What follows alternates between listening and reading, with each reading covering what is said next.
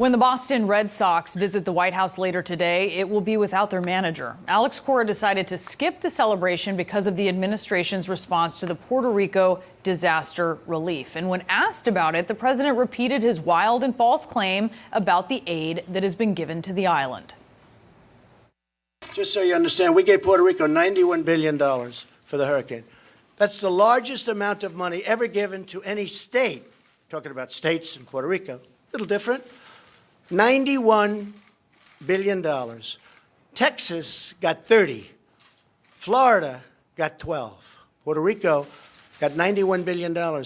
So I think the people of Puerto Rico should really like President Trump. Congressional correspondent Phil Mattingly here with me now.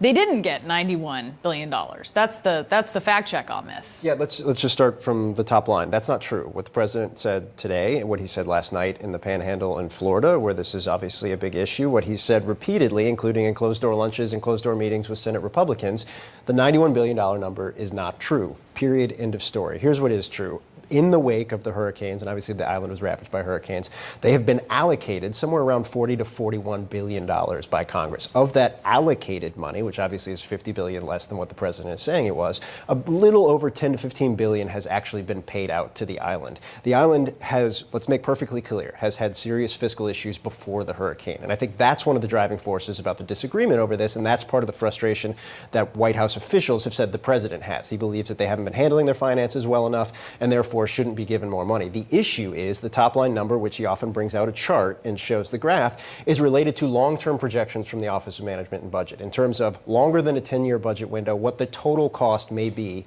in federal assistance needed in Puerto Rico given the damage they faced. It is at the heart of the current crux, or the heart of the current fight over a disaster aid bill, and you've covered Congress. You know these usually move through pretty quickly. You have conservatives vote against them on fiscal grounds, but everybody understands these are necessary. The needs need to move. This has been stalled out now for weeks because the White House has made clear the president does not want any more money for Puerto Rico. He doesn't believe that they handled the money correctly, and Democrats have continued to fight for that money. Some Republicans have as well. What they're trying to do to solve this issue, Senate Republicans put out an offer late last week that would add $300 million to their initial offer, another $600 million in food stamp allocations, and put some guardrails on it. Say you couldn't use this money, community development block grant money, unless you check the box on a few things in terms of other payouts. Democrats have rejected that, saying that wouldn't give the money fast enough to them, and the White House still has not signed off on the Senate Republican plan yet. So nobody actually knows where the president is.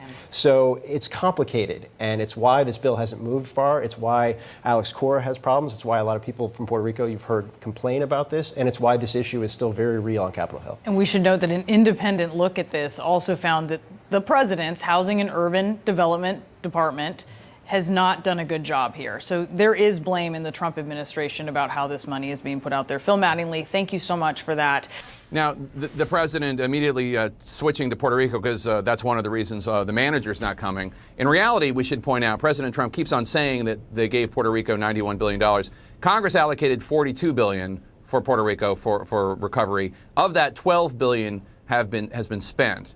Some government estimates that the budget will include another $50 billion over a 20-year period, but that's a very rough estimate. In any case, Kristen, the president keeps repeating this $91 billion, we've given Puerto Rico $91 billion.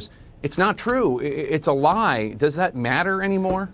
I think it's unlikely that the president's comments on this will lead to any sort of immediate political price. But it is important to note that, say, take a state like Florida, where during the gubernatorial race down there, you had Ron DeSantis, who wound up being victorious, someone who was a strong Trump supporter, really tied himself to the president. But even on the issue of Hurricane Maria recovery in Puerto Rico, that was one area where he put distance between himself and the president. So in somewhere like Florida, that could be the sort of place where if the president's response to what happened with the hurricane in Puerto Rico is viewed as deficient, that is the sort of place where perhaps regionally he would pay a political price. Paul Begala? That's right. He only carried Florida, as Christian well knows, by less than 115,000 votes.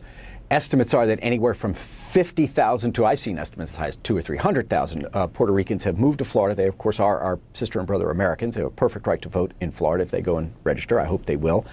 So it's not, I think, that politically astute. But, so why does he do it? Why does he lie? I think he's trying to redefine truth itself.